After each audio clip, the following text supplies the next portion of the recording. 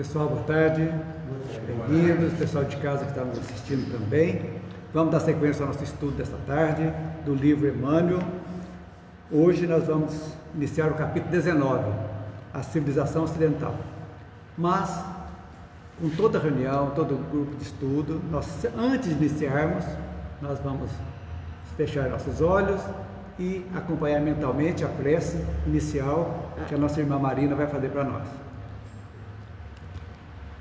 Então vamos acalmando os nossos corações e vamos elevar o nosso pensamento até Deus, nosso Pai.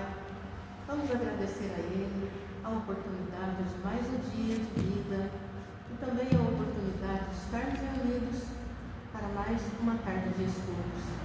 Vamos agradecer a Jesus, nosso irmão, nosso mestre, aos amigos espirituais que estão sempre conosco, prepararam com tanto carinho esse ambiente, ao nosso anjo da guarda que não desiste de nós.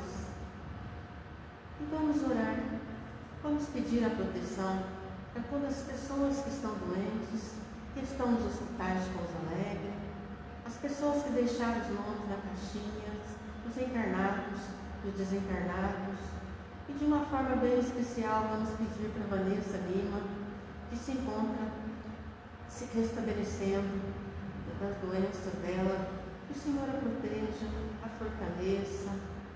E peço também, Senhor, para todas as pessoas que não puderam estar aqui conosco hoje, que elas possam receber o seu carinho, o seu abraço, e que o Senhor possa visitar os nossos lares, os lares de todas as pessoas que estão nos assistindo, levando a paz, levando a luz.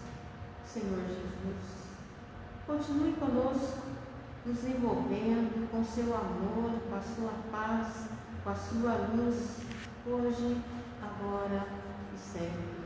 Que assim seja. Quem que ficou para ler a primeira? Eu. A Marina? Então vamos lá. Item 19. A civilização ocidental. É imprescindível não perdermos de vista os aspectos sociais da civilização moderna, para encontrarmos os falsos princípios das suas bases e o fim próximo que a espera inevitavelmente. As corridas armamentistas e angustiosas conversações diplomáticas destes últimos tempos no continente europeu, que representam o cérebro da civilização ocidental, denotam os perigos ameaçadores da guerra. Todo o organismo social da Europa moderna repousa em bases militaristas. Da indústria das armas, mais que da agricultura, e isso é lamentável, depende a estabilidade da civilização de todo o Ocidente. Os exércitos compactos, as casas manufatureiras do canhão e da bomba explosiva, as coletividades atentas às atividades bélicas constituem os elementos vitais da evolução europeia. Um surto de civilização dessa natureza não pode prescindir da guerra, e é por essa razão que o perigo iminentemente da carnificina bate de novo a porta da alma humana, saturada de temores e sofrimentos. Não bastou no velho mundo a dolorosa experiência de 1914, que custou 300 bilhões de dólares e mais de 30 milhões de vidas. A guerra quer devorar as derradeiras energias desse povo que não souberam identificar suas leis. A Europa é um grande vulcão em repouso. Os gabinetes, os estadistas, se desenganam à procura de uma solução objetiva em favor da paz internacional. Há uma pergunta angustiosa e aflitiva em todos os corações. As mentalidades diretoras dos povos tremem ao enunciar das suas sentenças e julgamentos. Ninguém deseja arcar com as responsabilidades da última palavra. Enquanto isso, ocorre Enquanto isso ocorre, observa-se a decadência da civilização ocidental para orientar o pensamento do mundo. Quer falar alguma coisa, Marina? O que a gente vê aí é que parece que ele foi escrito agora, né? Na atualidade. Isso tem que ver que foi feito em 1937, o livro, antes da Segunda Guerra. Bem atual. Então, o ser humano não aprendeu ainda, né? A conviver com o outro e pensa só em ter poder, né? Então, o Ocidente vai ficar cada vez mais poderoso com as armas e o perigo é daí de uma terceira guerra mundial. É verdade. Então, isso é muito importante. E na primeira aqui, ele fala muito interessante. Encontrar falsos princípios das suas bases, que é exatamente essa corrida armamentista da guerra. Então, quando foi escrito, Emmanuel trouxe essa mensagem através do Chico Xavier, ele exatamente estava praticamente prevendo o que ia acontecer em 1939, 2 anos antes. Ele já está tendo, ele fala coisa aqui que a gente que estuda história um pouquinho, todo mundo que estudou história sabe que nessa época a Europa era o cérebro do mundo, era tudo ali. França, Inglaterra, Itália, Alemanha, tudo ali, tudo dependia da Europa, com suas colônias, né, que dominaram a África totalmente, nós já vimos a respeito. Então, e todo mundo dependia da Europa, o mundo inteiro dependia da Europa para tudo. Por exemplo, os grandes pensadores estavam na Europa, a indústria, tudo fomentava ali. E ali também que a falta de fraternidade dos povos, né, que já tinha origem na Primeira Guerra. Ele fala aqui que mais de 30 milhões foram mortos. Por quê? Porque exatamente a corrida, e a Alemanha na Primeira Guerra, ela foi humilhada, teve que assinar, se prometeu o Tratado de Versalhes, não tem mais guerra, tudo, mas assinou no papel. Mas começou a corrida armamentista do mesmo jeito, ela se recompôs e continuou a fazer, armar, preparando já, e isso aí, a espiritualidade, lógico, está sabendo, ela procura influenciar as pessoas. Todos nós somos influenciáveis, por bem ou por mal, isso é muito importante. Então, quando uma nação começa a colocar na cabeça, a fazer negativamente, aquele bando, podemos dizer assim, aquela multidão de espíritos negativos, que querem realmente isso que aconteça, começa essa influenciação, não só dos dirigentes, mas também do povo. Então, coloca na boca do dirigente, por exemplo, Hitler, ele dominava as plateias. Quando ele falava, ele imantava praticamente, quase que hipnotizava o povo. Mussolini é a mesma coisa, na Itália. Então, aquilo ali levava as pessoas a crerem nesses messias, né, para programar para as coisas negativas, que é o que aconteceu. Então, aí a gente tem que retornar um pouquinho mais, retornar no passado, para a gente entender tudo o que está acontecendo, que ele quis dizer aqui. Por exemplo, durante o século XVII, século XVIII, podemos fazer um paralelo, a Europa experimentou um grande aumento de militarismo. Então não começou só aqui, não, no século XIX, XX, bem antes já começou. Agora vocês imaginam, as coisas fomentando, demora um tempo, vai devagarzinho. Esse período então, de século XVII, século XVIII, foi marcado por guerras, várias pequenas guerras, podemos dizer assim, entre nações europeias, Áustria, Alemanha, França, Inglaterra, Espanha, Itália. Por quê? Essas guerras eram em busca, cada país queria ter supremacia sobre as outras, então tinha que guerrear para tomar conta e para ficar mais forte, era essa que existia. Teve uma guerra de 30 anos, a guerra dos 7 anos, tudo isso na Europa, entre século XVIII, XVII e XVIII, né? E foi devastando o continente. Cada guerra aí, o reflexo da guerra, nós já sabemos o que ocorre, né? Então, podemos dizer que esse militarismo tomou parte da vida cotidiana deles. A maioria dos países mantendo exército permanente, gastando grande parte dos recursos dele em armas, em preparação de guerra, tudo aqui, e eram praticamente os dirigentes militares de tempo integral, podemos dizer, vivia para isso, essa corrida armamentista, né? E esse exército, é lógico, era para quê? Não era para defesa, era para atacar outros países em busca da supremacia. Era responsável pela ordem interna, tudo aí era o exército. Então, esse militarismo europeu, podemos dizer então, teve consequências terríveis para o mundo, um todo, porque todas as guerras, praticamente, começaram na Europa. Primeira, segunda, e foi se alastrando. Isso aí, qual foi a tragédia que ocorreu?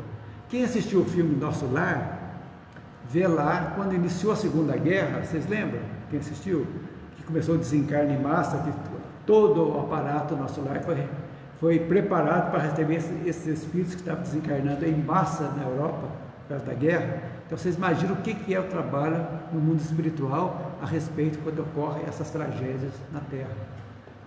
Então, por isso que a gente tem que entender que Deus não interfere no nosso livre-arbítrio. Isso é muito importante. Ele dá os princípios, as leis divinas. Está dentro de cada um de nós. Concorda? Está dentro aqui de nós. Nós temos, agora, Ele nos dá a liberdade total para escolher. Só que junto com a liberdade, vai também a responsabilidade. Então você pode fazer tudo. Não, tanto é que podia impedir de ter assassinato, de ter morte, de ter roubo. Ele não interfere. Mas as pessoas que praticam são responsáveis. E vão ter que prestar conta e dar conta, equilibrar isso aí futuramente. E aí que nós vimos semana passada também, começa a responsabilidade pessoal, do grupo familiar, do grupo maior, do Estado e das nações. Então, há aí a responsabilidade coletiva, às vezes, também, que ocorre, né? Que vão sendo purgadas de geração em geração através dos séculos. Tem muitas coisas que estão ocorrendo hoje, para um povo, para uma pessoa, que são débitos de 500 anos, de 1000 anos, que não deu conta ainda de equilibrar tudo. Então, sempre acontece alguma coisa. Por isso que a gente fala assim, quando tem um sofrimento muito duro que chega para nós, uma perda afetiva, uma perda material, uma perda, qualquer tipo de perda dura que nos joga no chão, pode ser um reflexo desta existência, de algo que nós fizemos errado nessa, como também de outras existências que nós esquecemos, entre aspas, mas que está dentro de nós, que nós precisamos reequilibrar, acertar. Então ocorre muito isso aí. Então nada fica impune, podemos dizer. Nada. Impune até difícil, é responsabilizado. Nós somos responsáveis. Por quê? Porque Deus não castiga. Reparação, né? Reparar. Nós temos que reparar aquilo que foi feito. É a única salvação que nós podemos ter, é a reparação dos nossos enganos, as nossas más escolhas que fazemos nas nossas existências. Veja bem, pessoal que não é espírita, vida é uma só. Fomos criados, o princípio inteligente é uma vida. As existências são várias vidas que nós vamos ter, várias existências que vêm no sentido de nós irmos caminhando para a nossa evolução espiritual. Então, cada passo é um passo. Não deu para fazer nessa? Vem para outra. Quitou aquela. Eu quitei aquele erro, mas fiz outro. Vou ter que acertar também. Até que a gente vai purificando. Como a gente purifica? Pela dor, quando vem a expiação, que já foi feito, não tem como. Mas também, nós podemos nos purificarmos pelo discernimento, ou seja, entender que algo, eu fiz uma coisa errada hoje, algo que eu prejudiquei alguém, fiz uma coisa contrário aos princípios divinos, da lei divina que está dentro de nós. Mas aí, pelo discernimento, ou seja, eu não sabia, agora eu sei. Estou mostrando que eu sou responsável. O que eu posso fazer para aliviar esse mal, para que eu não precise trazer comigo para a próxima encarnação esse peso? Eu posso tirar aqui? Pode. Então aí a grande diferença do karma e da livre escolha, do ação e reação, né, que a gente tem, causa e efeito. O karma, que os hindus, que a pessoa fala, é o seguinte: você morreu, matou, você tem que morrer.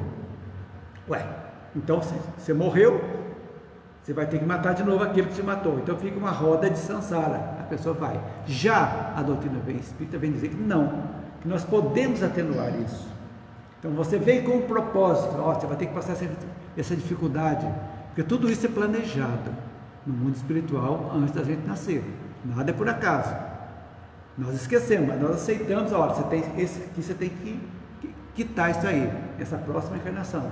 A família que você vai receber, você, quem você vai receber como seu familiar, tudo isso aqui. Tem os afetos, os desafetos, os amigos, os inimigos de outras vidas que se reúnem no grupo familiar. Esse é um fato que ninguém escapa. Por isso a gente vê desavença nas famílias. Um filho que não bate com o pai, não bate com a mãe, que outros que se matam, prejudicam, que brigam, que fazem tudo. Então, isso aí é um fato. Para quê? Para que nós possamos, através da tolerância, do perdão, nos acertarmos. Porque a coisa mais terrível que existe é o tal do inventário, quando morre, né? Aquela família unida, bonita, joga o inventário na mão para vocês verem o que acontece. Por quê? Reflexo de outras vidas, né? Acontece. Então tudo isso é a moldagem para a gente fazer. Então quando você vê isso aqui, o continente europeu pagou, está ainda, pagou entre aspas, está sendo responsabilizado. Por quê? Nós estamos vendo hoje praticamente a invasão, entre aspas, de pessoas lá da África, sírios, libaneses, tudo aquilo da África, daquelas pessoas que foram espoliadas nos séculos passados, quando foram colônias da Europa, hoje estão voltando. É a lei do retorno. Foi lá, matou, agora você vai ter que nos engolir, né? É assim que funciona a vida, para se acertarem, não com efeito de vingança, né? Então, para a gente ver que o reflexo da Europa, o sofrimento da Europa, está dando para a gente notar tudo o que fizeram, desde as cruzadas, a Inquisição, né? Os absurdos que foram feitos em nome do cristianismo. Está vendo o reflexo tudo agora, não como castigo, não, é para alerta, olha, vamos reequilibrar. Se provocamos guerra, vamos fazer a paz agora. Esse é o negócio. Mas o ego das pessoas, o ego de um povo, de uma nação, é muito forte. Às vezes não aceita que precisa, às vezes, diminuir um pouco o ego para aceitar viver pacificamente. E aí a gente fica começando a doutrina espírita, a gente vai entendendo como se encaixam as coisas. Uma que não tem acaso, e que todas as coisas, como uma grande engrenagem, vai acertando, numa boa. É isso que a gente entender. Então, aí, resumindo isso aqui, antes da Segunda Guerra, depois da Primeira Guerra, a Europa não aprendeu com a Primeira Guerra, e continuou exatamente aqui a angústia do Emmanuel passando isso aqui, para que as pessoas, se houvesse internet na época, esses livros fossem estudados com essa profusão da internet, talvez mais pessoas teriam conhecimento e não fariam tantas barbaridades. Então é aí que a gente vai entender. Então, e aqui ele fala uma coisa fantástica: a Europa é um grande vulcão em repouso, momentâneo, porque 2 anos depois desse livro explodiu e levou também. É assim que a gente vai ver. Então, isso aqui é o resumo do que era a Europa na pré-Segunda Guerra. Alguém quer acrescentar alguma coisa? Davi, entendeu? Pode falar, Davi. Você tinha falado, né, do Hitler, como que ele manipulava as massas, né? Isso. É porque ele pegou um povo muito fragilizado, né? Depois do Tratado de Versalhes, a Alemanha ficou Exatamente. inflação. E foi um povo foi humilhado, né? Teve que ir na marra, tiveram que se render na marra. Colocou eles quererem vingança, né? Isso. Sobre o que aconteceu. Exatamente. E aí tem aquilo que eles falam lá, porque o Hitler queria exterminar os judeus, tem duas teorias, assim.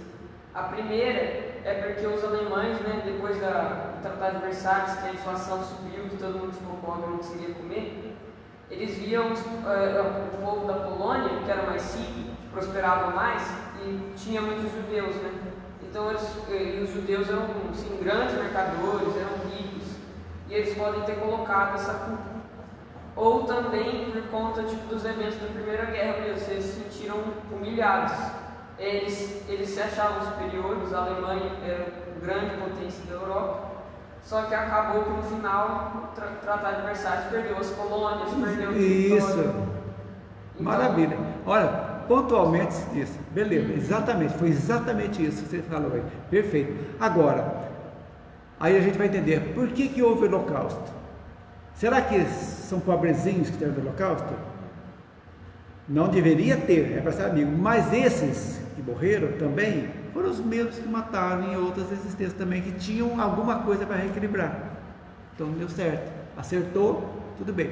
Não necessitava disso aí. Não precisava de todo esse sofrimento, não precisava. Podia ter sido pelo amor. Pelo amor, exatamente. Fraternidade foi tudo das pessoas, mas o ego do Hitler, né, que é a raça pura, superioridade, que são os arianos que vieram de Capela, foram reencarnando também para a gente aqui, tudo isso aí certinho. Então não deixou. Se tudo caminhasse, desde o começo, já estaríamos num mundo de regeneração há muito tempo, há 1000 anos. Se o cristianismo não fosse tomado pelo Estado e deu no que deu, a Igreja Católica, que fez os maiores absurdos, nós também já estaríamos bem mais adiantados. Mas como Deus dá para nós o livre-arbítrio, as coisas atrasam um pouquinho, mas infelizmente aprendendo pela dor, que não necessariamente deveria ser, né? Mas como somos espíritos imperfeitos ainda, mundo de expiação e provas que nós vivemos, acontece. Mas estamos no caminho. Só da gente estar hoje tendo a oportunidade de estudar com a mente aberta, aprendendo o que é. Nós não estamos aprendendo espiritismo, nós estamos aprendendo espiritualidade. Estamos aprendendo, não estamos aprendendo religião, estamos aprendendo religiosidade. Tanto que o espiritismo não pega a carteirinha de ninguém. Para chegar aqui, se é católico, você não pode, se é protestante, não pode, nada. Não vigia ninguém. Ah, você quer fumar? O problema é teu. Nós não vamos proibir, não vai deixar entrar, nada. Livre. Livre, somos todos livres para escolhermos o que quisermos. É isso aí. Então, o que a gente faz desse trabalho? Para que nós aprendamos a escolher melhor. Porque tudo depende da escolha. Porque a vida, no dia a dia, analisa. Você levanta, acorda, que roupa que eu vou colocar? Que sapato que eu vou colocar? O que eu vou tomar de café? Vou tomar café? O que eu vou comer? E vai fazendo escolha o dia inteiro. Então, você escolhe mal. Fala, vai chover. Você engarrafa. Vai fazer frio. Você põe capote, chega à noite, à tarde está aquele calorão. Fala, por que eu vou pegar isso? Nas pequenas coisas materiais, mas também nas coisas espirituais. Por exemplo, quando você releva alguém que te ofendeu, ao invés de bater ou levou, você fala, respira, acalma e deixa correr. Deixa correr. No momento certo, se precisar conversar com a pessoa, você vai. Mas se você for falar naquele, vai sair caca. Não adianta. E vai coisas que nós vamos arrepender depois. Então, porque na realidade quem nos ofende está dando um grito de socorro. Uma pela ignorância, não sabe, e não sabe por quê, e não está dominando também as suas más inclinações também. Então, mas o que ele precisa? De socorro, de ajuda, que nós nem sempre entendemos isso, verdade? Mais alguma atenção?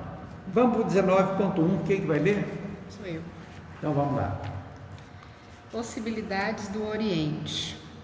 Desde o primeiro quartel do século XX, após a vitória japonesa em Tsushima, multiplicam-se as possibilidades do Oriente, para onde parece transportar-se o centro evolutivo da humanidade. O Pacífico volve a revestir-se de vida nova. A China movimenta-se com as suas revoluções internas. Em centros remotos como o Afeganistão e a Turquia, percebe-se uma onda de renovação geral.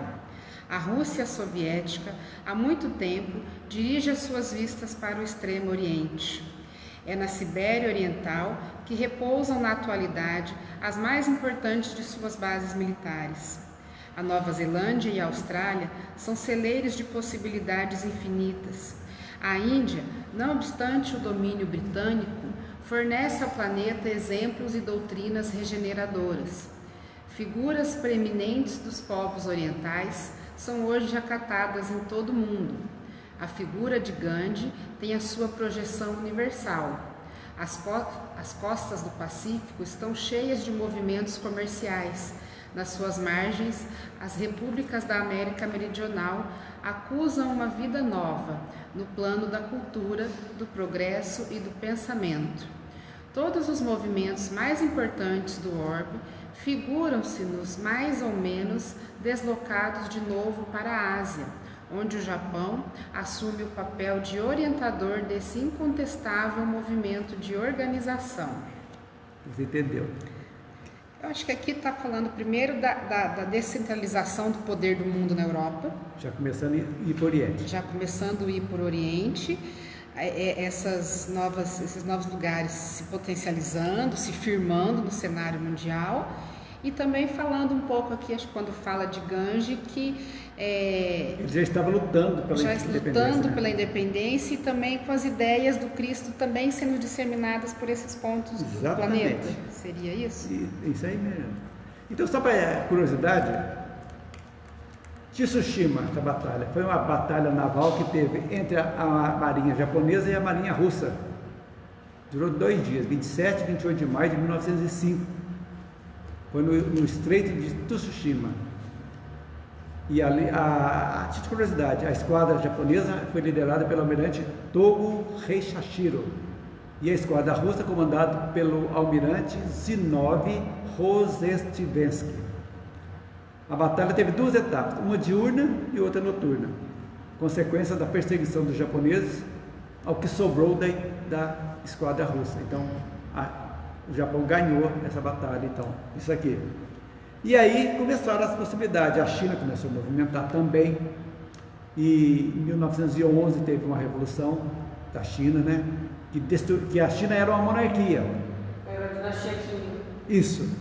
E depois tiraram a monarquia, daí constituíram um governo provisório, como é que chama aqui? Sun Yat-sen, que é o chefe do Partido Nacionalista, também conhecido como Kuomintang. Então esse governo provisório teve duração curta. Em 1912, iniciou-se então um período de 15 anos da grande instabilidade política da China. Começou em 1912 e foi até ser expulsos, né? Foram lá para a ilha de Formosa, que hoje é Taiwan, né? Que foi os nacionalistas, e o Partido Comunista tomou conta da China também. Já a Revolução Russa daqui também, certo, foi em 1917, né? Também a estrutura da Rússia era monarquia, com o czar, né? Que era o rei, o imperador lá. Era uma monarquia autocrática, que foi substituída por um governo provisório. Então, e foram unindo também. Aí foi criada a União das Repúblicas Socialistas Soviéticas. A Rússia foi agregando, criou um grande conjunto de nações comunistas também. Iugoslávia, Letônia, Estônia, Cazaquistão. Tudo. Cazaquistão, foi tudo. Então, o RSS. Então, isso aí foi a grande. São as mudanças que foram ocorrendo no mundo. A Europa em frangalhos, continuou em frangalhos, mas também foi mudando. Quer dizer, as pessoas vão. Gandhi, por exemplo. Gandhi, eu acho, espiritualmente falando, foi um dos grandes espíritos de luz que vieram para a Terra com um objetivo muito forte, principalmente difundir o pacifismo, mostrando que ser pacífico, não condenar, não retrucar, não vingar, né? Então, isso foi muito interessante isso aí. Ele lutou durante de 20 1920 a 1940, 20 anos, esse movimento dele pacífico, né? Ele conseguiu pôr fim no regime colonial inglês e a independência da Índia. Olha que maravilha. Então, o ativismo de Gandhi ficou particularmente conhecido por ter desenvolvido um método de manifestação não violento, conhecido como Satyagraha. Muito interessante isso aí. Então, mostrando mais ou menos. Olha para você entender como é que muda o jogo. O Japão participou da Primeira Guerra, de 14 a 18, era unido com a Inglaterra, Rússia e França. Participou do lado deles. E desempenhou um papel importante na proteção das rotas marítimas do Pacífico Ocidental e do Oceano Índico, contra a Marinha Imperial Alemã. Quer dizer, o Japão foi contra a Alemanha na Primeira Guerra. Olha como os interesses mudam. Só interesse, não tenha dúvida. E o Império Japonês então começou a se expandir também. Aí o mosquitinho verde mordeu, né? Eu também vou expandir. E já também começou a sua militarização também, com sentido de tomar a influência de poder no Oriente, aqueles países mais do Oriente. Então, e brigou com a China, brigou com a Coreia, tudo isso aí. Tanto que hoje os coreanos nunca aceitaram o japonês. Até hoje não existe ainda. Você chamar o coreano de japonês, o japonês, você vai arrumar briga. Não dá. E não gosta de chinês também, não gosta. Porque o japonês explorou a China e também a Coreia. É um fato. Agora eu não sei distinguir, então. Para mim todo tem um olhinho de amendoado, mas a não gente sei. é tudo igual. Mas eles sabem. Ele sabe, né? Ele sabe. Ele sabe quem é chinês, quem é coreano e quem é japonês. Não tenha dúvida disso. Então, nessa época, além da Alemanha, da Itália, que era militarista, o Japão também estava fortemente O eixo. já militando, aumentando o exército, construindo navios poderosos, aviões, e mandando bala. Então, e sabe quando começou a Tríplice Aliança? Em 1936. Então, quando foi escrito esse livro, o Japão já estava se unindo à Alemanha e à Itália, que foi chamado o Pacto do Eixo, definindo uma aliança anticomunista contra a Rússia. Então, olha, os interesses modificaram. Então, é isso. Então, o Ocidente, vocês viram quando começa algo negativo, tudo começa. Mas aí, eu sempre gosto de fazer um parêntese. Tudo isso aí ocorreu, beleza.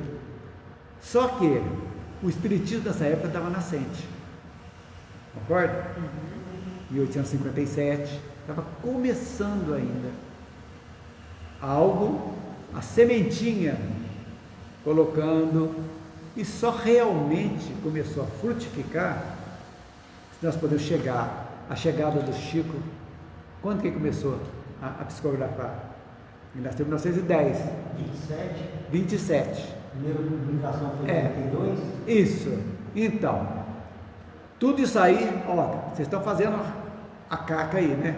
Mas está chegando algo aqui que vai começar a mexer com as estruturas morais do povo. E chegou exatamente no momento certo e veio a explodir mesmo nos meados do século XX para cá.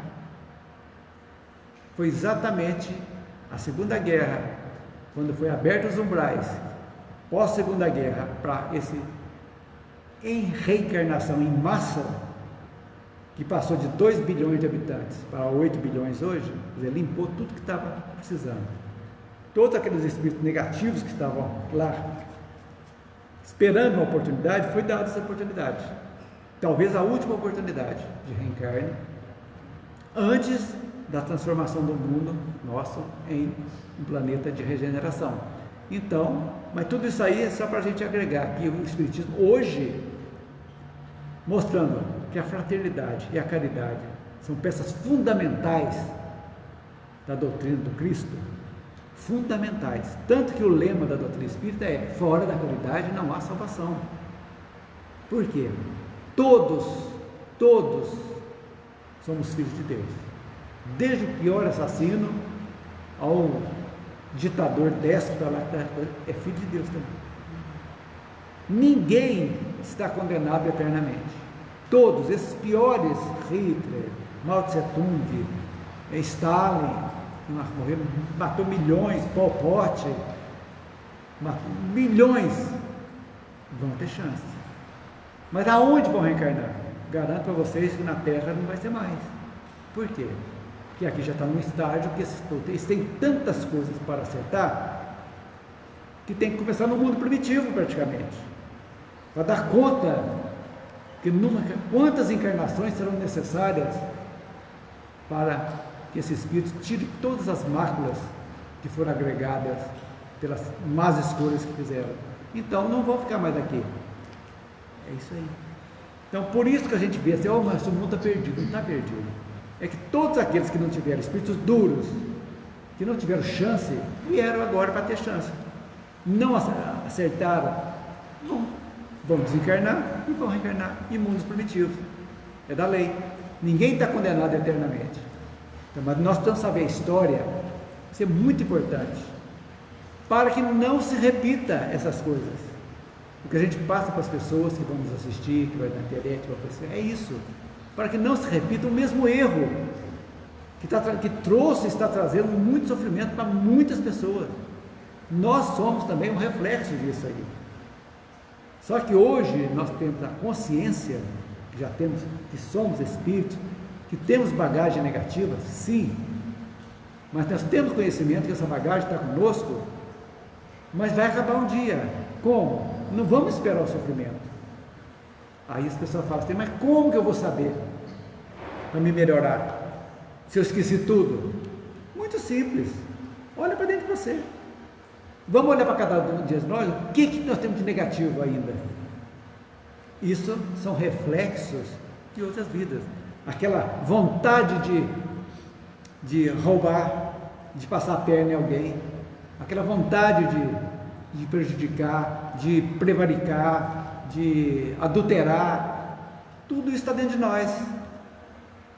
Quando você tem o conhecimento disso e começar a trabalhar, é que eu estou falando, você está aparando o teu karma. Você não vai precisar pagar tudo, você vai devagarzinho, com a sua mudança, você começa a reparar. Você vai ver, mas eu não posso reparar algo de outras vidas, eu não sei quem está aqui. Olha ao seu redor, nem sempre aquele que precisa está na sua família, pode ser em alguém, como ajudando alguém estranho, uma madrinha, um padrinho, ou fazendo bem. Eu não sei quem é, mas me deu vontade de ajudar essa pessoa. Você está, porque Jesus disse que não se perde um bem que você faz, por mínimo que seja, não é perdido. Então quando você olha para dentro de cada um de nós olhando para dentro de nós, dá vontade, puxa vida, eu tenho um caminho, vai ser longo? Vai, mas eu estou caminhando. O importante é caminhar, é tomar decisão. Eu vou melhorar. Aí eu posso usar até o gerúndio, estou melhorando. E buscar o bem, né, Clark? E buscar o bem. Fazer coisas boas, sempre tentar ter boas atitudes. Nas pequenas coisas, não é verdade? Pequeno bem que você ajuda a pessoa, mínima coisa. Que a pessoa não precisa te agradecer, não, mas você sente bem. Né? Não é só pegar um dinheiro e dar para alguém, não. Tem muitas coisas, uma palavra, você só ouvir uma pessoa que está angustiada, ou você dizer uma palavra, mínima que seja. Um bom dia sincero. Um bom dia, um sorriso, que você sorri para alguém na rua, é uma bênção. E você olhar, está passando de carro, vai ver uma pessoa estendida no chão, bêbada ou drogada, e você pensar, ô Senhor, toma conta desse nosso irmão aí, dê luz para ele, para que ele possa seguir adiante. Ninguém viu, só você, ninguém viu, encarnado, mas os desencarnados viram e canalizou aquela oração para aquela pessoa lá. E quando você canaliza o bem, o que acontece? É via de mão dupla, volta para você, você se cura. Dê luz, doe luz e receba luz. Coisa simples da vida, é lei da física até, aí é a lei de ação e reação. Quer acrescentar alguma coisa, Davi? Não. Ok? Mais alguém quer falar alguma coisa? Então vamos agora ao 19.2. Quem vai ler? Margarete. Margarete? Posso? fantasma da guerra. A Europa, na atualidade, é um gigante cansado à beira do seu túmulo. Infelizmente, o senso arraigado do militarismo envenenou-lhe os centros de força. A Alemanha e a Itália, superlotadas, apelam para os recursos que a guerra lhes oferece. Não obstante, todos os tratados e pactos em favor da tranquilidade europeia, nunca, como agora, foi a paz, ali tão vilipendiada.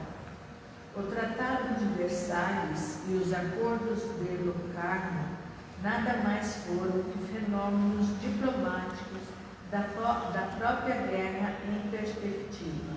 Nunca houve um propósito sincero de fraternidade e de igualdade nessas alianças. Em 1928 foi assinado o Pacto William-Kellogg, é isso? Isso. Como se fora uma esperança para todas as nacionalidades.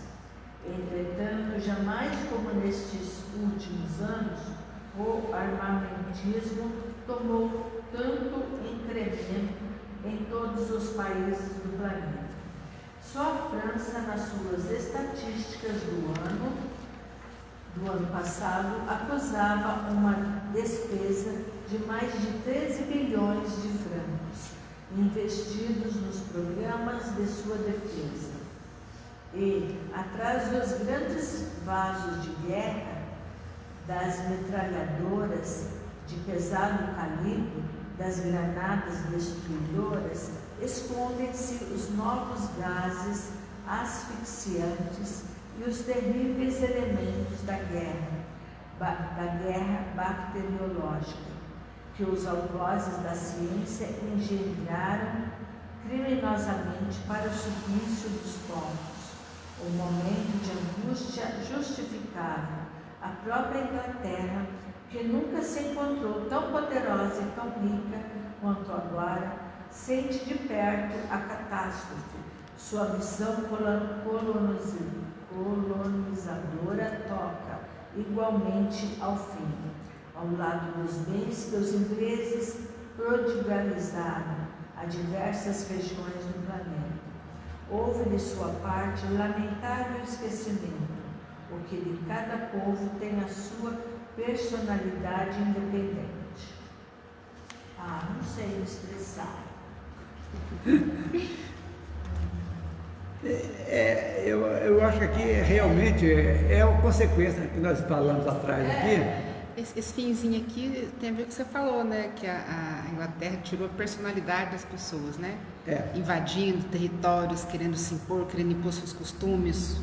E mandar no povo, obrigar. Davi, você não sabe se expressar aí o que eu li, porque eu não sei. Eu achei interessante, né, essa parte que ele falou da Inglaterra, que falou que ela não foi tão poderosa e tão rica quanto agora. Se eu vou parar para pensar realmente, porque nessa época a Europa, fora as colônias lá, olha, você parar para pensar, fora o território da Europa, tinha aquele tanto de colônia na África, tinha o Canadá, tinha a Oceania inteira, ainda tinha as colônias lá na Índia, no Paquistão, 24% do mundo inteiro, do território, não do planeta, mas de terra, sem contar o oceano, era tudo da Inglaterra. Então, sugou as colônias, tudo.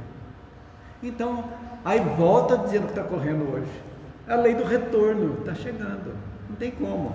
Então, que foram explorados e foram tirados, prodigalizou, tirou toda a riqueza deles, né?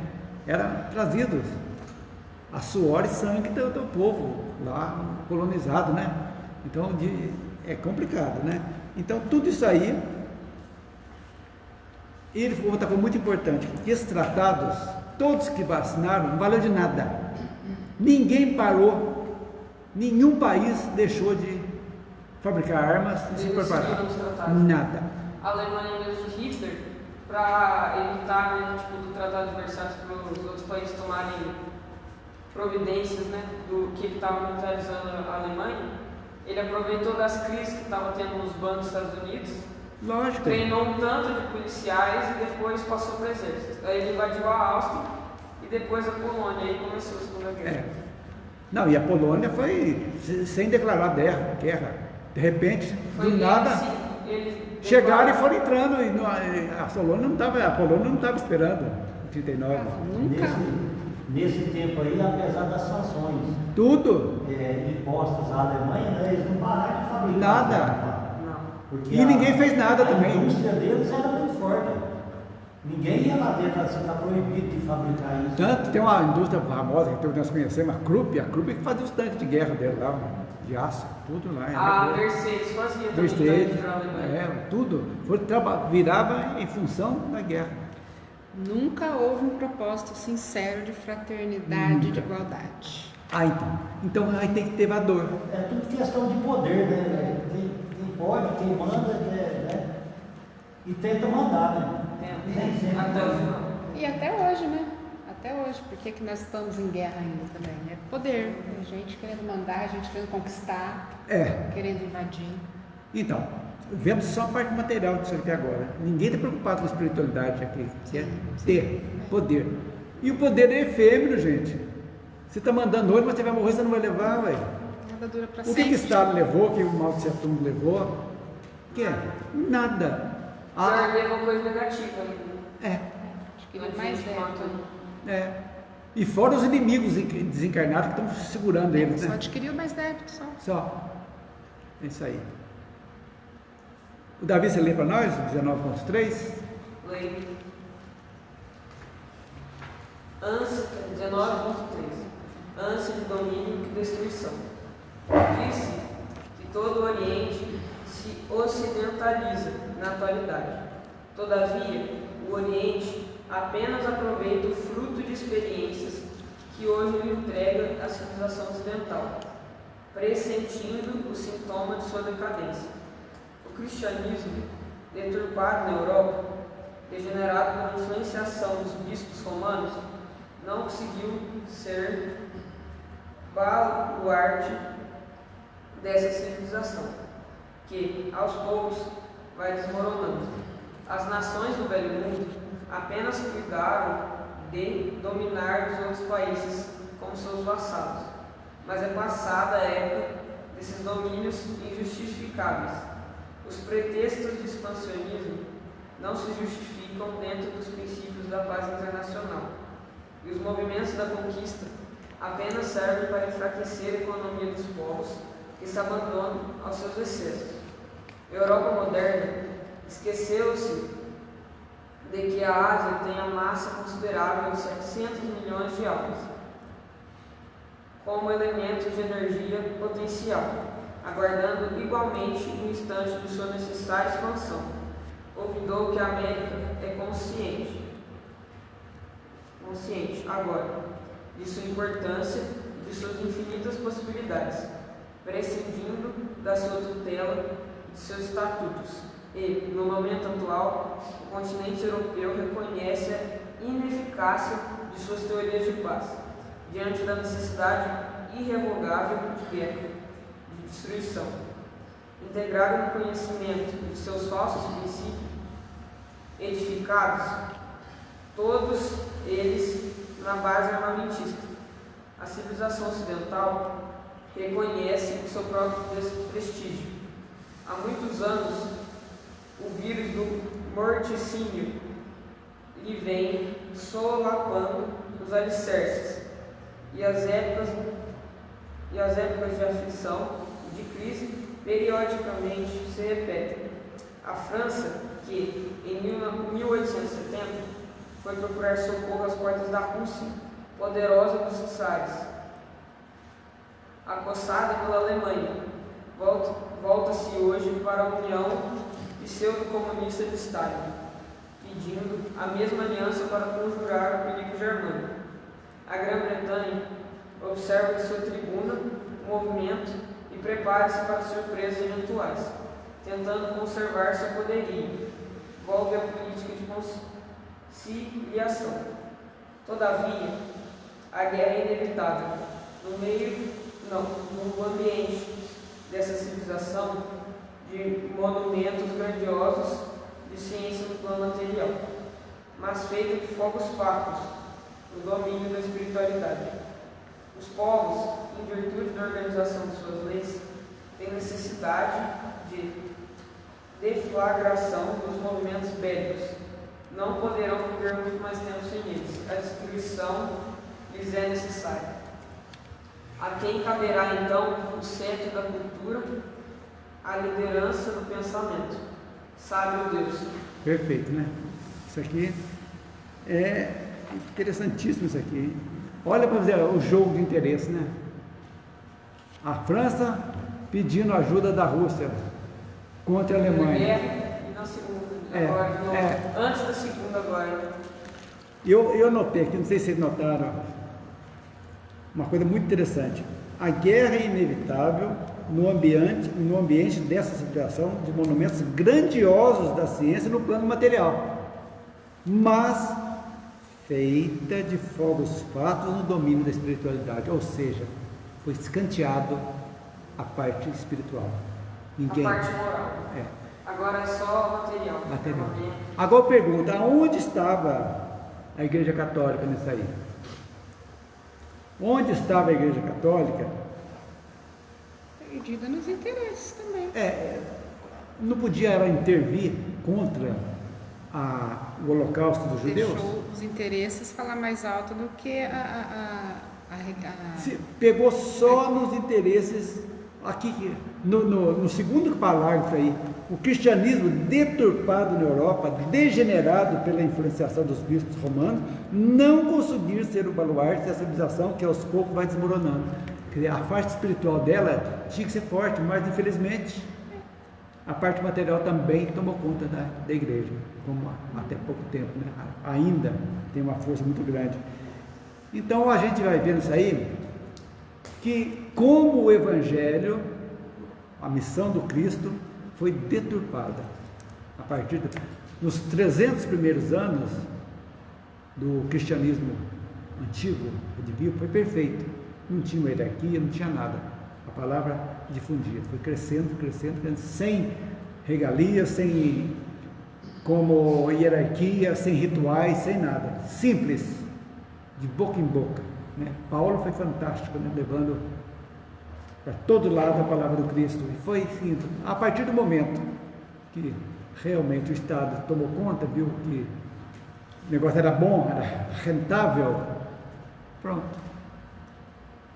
A parte humana falou mais fácil, e o que seria para ser realmente, essa última pergunta aí, eu pus até uma interrogação que eu achei muito interessante. A quem caberá então o cetro da cultura, a liderança do pensamento? Quer dizer, a bagunça da Europa, da Ásia, sabe o Deus, quem será? Será que é muita pretensão falar que somos nós do Brasil? Coração do mundo, pátria do Evangelho? Não sabemos, só Deus o sabe. Eu achei muito interessante. Emmanuel aqui deixou uma interrogação para nós. Quer dizer, é quando exatamente o espírito é acima da matéria, a espiritualidade. Então há algo muito interessante que a gente vê, né? Nós precisamos da matéria, óbvio, muito. Nosso corpo é energia condensada, tudo aqui é matéria, é energia condensada, somos energia, mas não podemos viver em função dele. Nós teríamos que usar ela a nosso favor, para a nossa evolução. Nossa evolução, não só pessoal, mas coletiva. Sim. Então, a ciência realmente é maravilhosa. Tanto a medicina, está fantástico, mas a moral ainda está precisando. A espiritualidade. Vamos esquecer a religião. É tempo de espiritualidade, religiosidade. Isso que é o mais importante. É tempo da gente entender que todos somos filhos de Deus, todos estamos no caminho. Uns mais na frente, outros mais atrás, mas todos caminhando. Tem um sistema estacionado? Infelizmente tem. Foi dada a chance a todos? Foi. E aí? Não somos livres para escolher? É isso aí. Alguém quer mais postar alguma coisa? Você fez uma colocação aí que eu achei bem interessante. Não é nem bem quem, né? É quando. Porque de uma forma geral o mundo todo está evoluindo em relação ao passado. A gente já evoluiu bastante. Então, quando? Porque quem vai colocar Eu entendi aqui, não só da cultura, mas a liderança do pensamento que eu pensei. O que é a liderança do pensamento? É exatamente a espiritualidade. A quem vai mudar essa espiritualidade possa atingir mais e mais pessoas, né? Então, a partir do momento que os mais humildes, né, tiver o direito de colocar igual você sempre cita Gandhi, né? Gandhi venceu a Inglaterra lá com a humildade dele, né? Não precisou usar força. Mas aqui eu estou entendendo aqui que ele está dizendo esse cetro aqui seria um povo, um país ou alguém que pudesse liderar. Alguém seria talvez muita responsabilidade em cima de alguém. E eu, se eu fosse apostaria ali, ó, uma moçadinha nova. Cada um com a sua ideinha ali, uma aqui, uma ali, outro lá, e vai se juntando. Mas aí é pulo de 10, meu filho. Está chegando agora a juventude. Por isso que eu gostei da colocação do pai. Quando? Porque não é nem quem, é quando. Independente de ser ele, mas quando? Por que é ele que está novo? Mas a geração do Davi, 20 anos, 30 anos, a geração do Davi é a bênção que está chegando. Eu acho assim, vai chegando um aqui, uma ali, e eles vão... E cada um na sua área. Cada um na sua área, um na medicina, todos vão estar interligados, trabalhando para assumir essa liderança aqui desse pensamento. Por isso que é importante o Davi aprender espiritualidade, saber da importância dele no contexto, não só no contexto pessoal, mas no coletivo, familiar. Isso é muito importante, porque é esse poder de influência que eu não vou ver, eu já vou estar preparando para as próximas, né? Não vou estar mais aqui, mas vai ver na próxima. Na próxima eu vou ver, na próxima eu vou chegar vai preparado. Ser um menininho que vai nascer e vai ajudar. Exatamente, todos nós já vamos ter bagagem para voltar e mudar. Porque o contexto do mundo, quando nós voltarmos, vai estar diferente também. Vai ficar mais fácil. Mas por que eu usei essa colocação sua de quando? Porque essa mudança que acontece, que ele já nasceu assimilando isso, né? Já. Mas isso não é só aqui no Brasil. Não. É um lugar no mundo inteiro. Hoje o mundo inteiro está olha, nascendo, né? Pessoas hoje, há 13 anos atrás, igual o caso dele, há 15 anos atrás, olha, e vão nascer cada vez mais no mundo inteiro, já com você está falando em cultura, né? Agora há pouco, depois do almoço, eu estava colocando no YouTube, lá vendo uma orquestra do André Rieu, uma menina de uns 7, 8 anos cantando. Se você vê a voz da menina, você não acredita. Não é desse mundo. Não é desse mundo, já veio pronta. Coisa maravilhosa. Pessoal, milhares de pessoas assistindo, lágrimas de si do pessoal vendo coisa daquela. É um anjo. É uma pessoa que vê uma criatura daquela cantando, não vai pensar em guerra. Mas não fala, é o que eu estou falando, né? Maravilha. Então, quem vai ler o futuro para nós agora? Para encerrar. Nós vamos atrasar uns 10 minutos, mas vamos terminar, tá? O futuro das grandezas materiais. Dentro de alguns séculos, os colossos de Paris, de Roma e de Londres serão contemplados como embevecimento histórico das recordações. A Torre Eiffel, a Abadia de Westminster serão como as ruínas do Coliseu de Vespasiano e das construções antigas do Espalato. Os ventos tristes da noite, aos ventos tristes da noite, hão de soluçar sobre os destroços, onde os homens se encontraram para se destruir uns aos outros, em vez de se amarem como irmãos. Os raios da lua deixarão ver nas margens do Tâmisa, do Tibre e do Sena o local onde a civilização ocidental suicidou-se, a míngua de conhecimentos espirituais. O Império Britânico conhecerá então, como a Península Ibérica, a recordação dos seus domínios e das suas conquistas.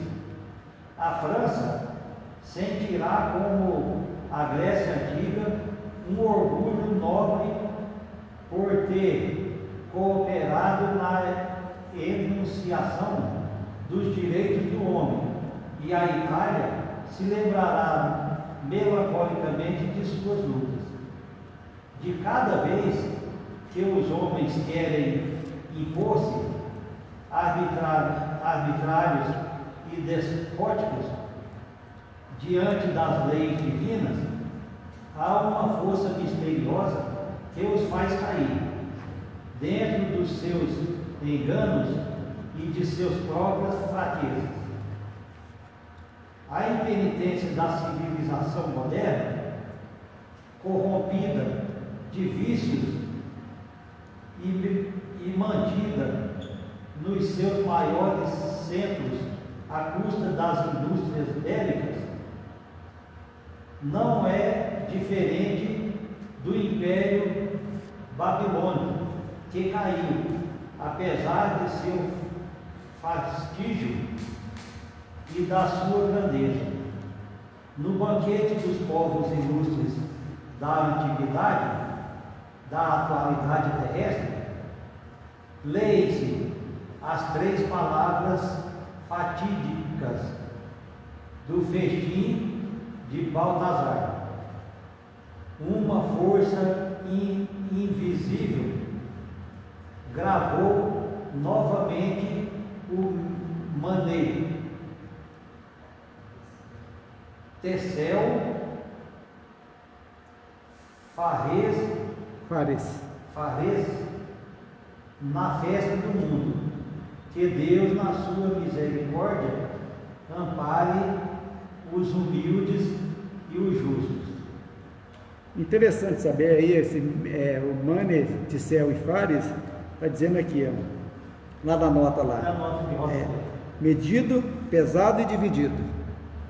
Isso aí, Deus mediu o teu reino, deu-lhe o fim, Tegel, tu foste pesado na balança e foste julgado deficiente, e Parsim, teu reino foi dividido e entregue aos persas. Isso é para dizer, diga.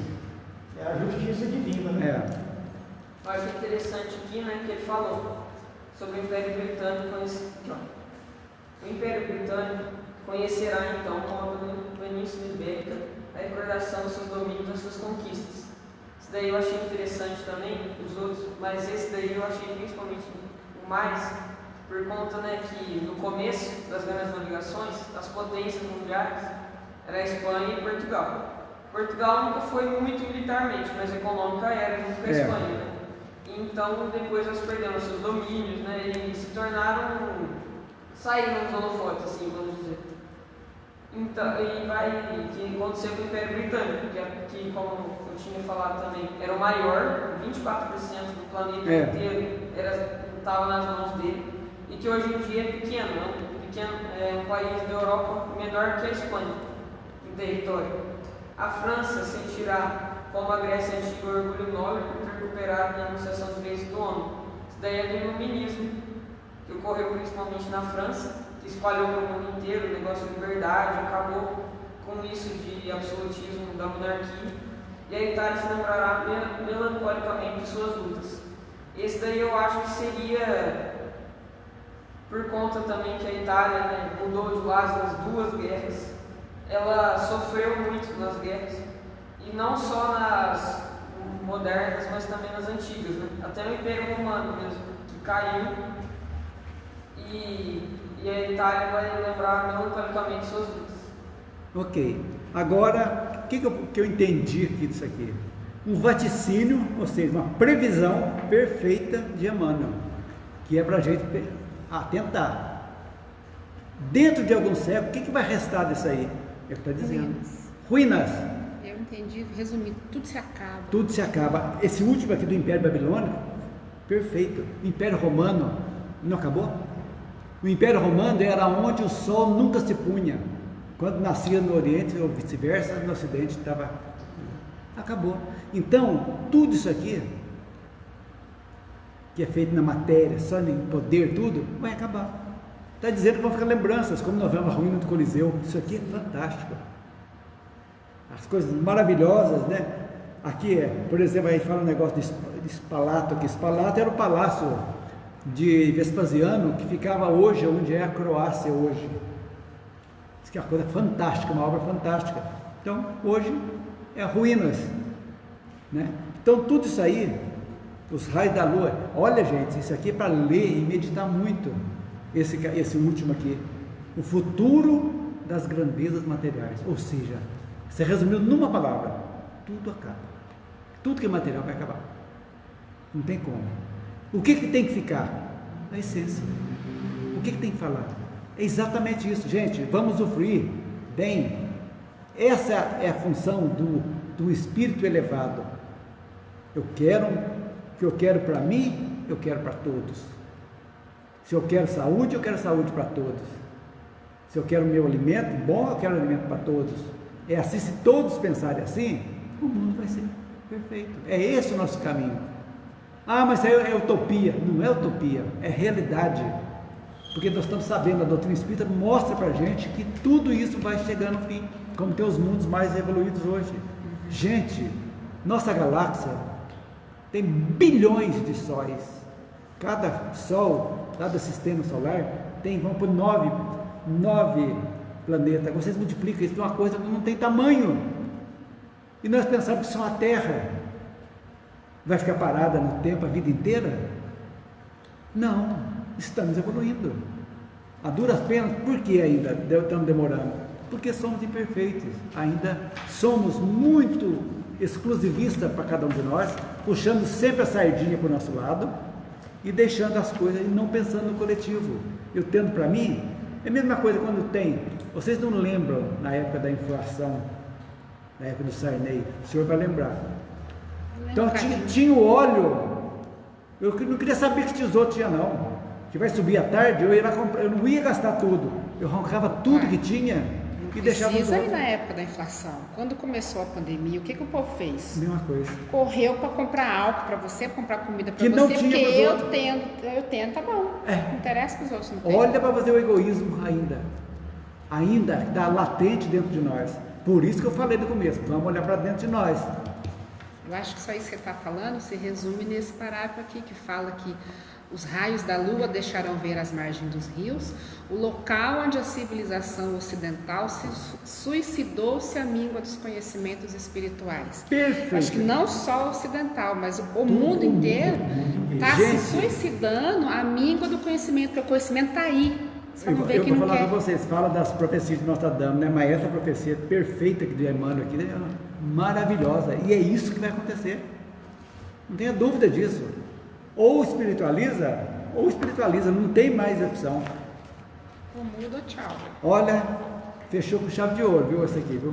Futuro das grandezas materiais. Vale a pena a gente meditar um pouquinho a respeito disso aí. Mais alguém quer? Hoje atrasamos um pouquinho, mas valeu a pena. Terminamos. A semana que vem nós vamos entrar no 20. Opa, muito bom. A decadência intelectual dos tempos modernos. Muito bom. Vai dar para dar uma coisa legal. Mas eu queria fazer um comentário, sabe? Pois não. Na época do plano cruzado, então saiu os boatos. Vai faltar sal, vai faltar nada. Naquele período eu mexia com fazenda. Eu fui buscar um moço, um casal, gente jovem, lá em Nepomuceno, que era funcionário do meu sogro. Meu sogro tinha morrido, tinha umas terras. Eu fui buscar ele para trabalhar na casa. E isso mandei o caminhão lá buscar e peguei na sala da casa que ele queria ficar, eu vi lá 4 sacos de pacotinho de sal, 4 de 30 quilos. Falei, ô Rafael, mãe, o que você vai fazer com isso tudo de sal? Você vai plantar, vai dar para vaca? Porque eu sei que na minha casa 1 quilo de sal Nossa, faz um mês. Mas... Acabou com 130 quilos de sal. 120 quilos de sal. Era quantos anos? A vida inteira ele vive isso tudo. Então aí começava a faltar mesmo, porque você ia lá, você precisava de um, você comprava 130. Agora sal, hein? Sal. Imagina. Mas isso aí, não, isso aí é o egoísmo da gente. Ainda está entranhado da gente. Agora você está com medo por quê? Mas nunca mais vai Eu acho que de um certo modo até é ignorância. Mas é egoísmo. Mas é Não egoísmo. deixa de ser egoísmo, mas por falta de Mas o conhecimento. Davi comentou aqui da soberania portuguesa e Espanhol. espanhola. Então o que aconteceu? Mas quem ganhou dinheiro com essa soberania foi os ingleses. Porque os portugueses, a primeira escola de navegação do mundo foi em Coimbra, em Portugal. O espanhol ia estudar em Portugal para aprender como fazer navegação. Tanto é que os portugueses e os espanhóis descobriram o mundo inteiro, o mundo novo. Mas quem ganhou dinheiro com isso foram os ingleses. Os ingleses eram poderosos em armamento e davam cobertura para Portugal. É verdade. E cobrava segurança. Quando Napoleão começou a invadir a Europa, o que aconteceu? A esquadra inglesa foi que trouxe a família real para o Brasil. Com essa ideia, quanto cobrou? Então, tudo quanto é ouro do Brasil, está em Portugal, tá? É isso aí. Pessoal, vamos encerrar então? As riquezas, era tudo para lá. Mas não cobrava para acontecer. Agora, os traficantes fazem lá no Rio de Janeiro, nós vamos te proteger, só não pode estar fazendo. Elisângela, vamos encerrar então? Vamos. Então vamos fazer a nossa prece final, fechando os nossos olhos e agradecendo a Deus pela oportunidade de estar aqui novamente, pedindo a espiritualidade que fluidifique a água que vamos beber, colocando nela todos os remédios necessários para a nossa cura e recebendo essa luz que nos fortalece, que nos inspira, que nos guia e que nós possamos caminhar rumo à nossa evolução, se atentando para não repetirmos os erros do passado e que a cada dia nós possamos nos transformar e melhorar sempre mais. Que assim seja. Que assim seja.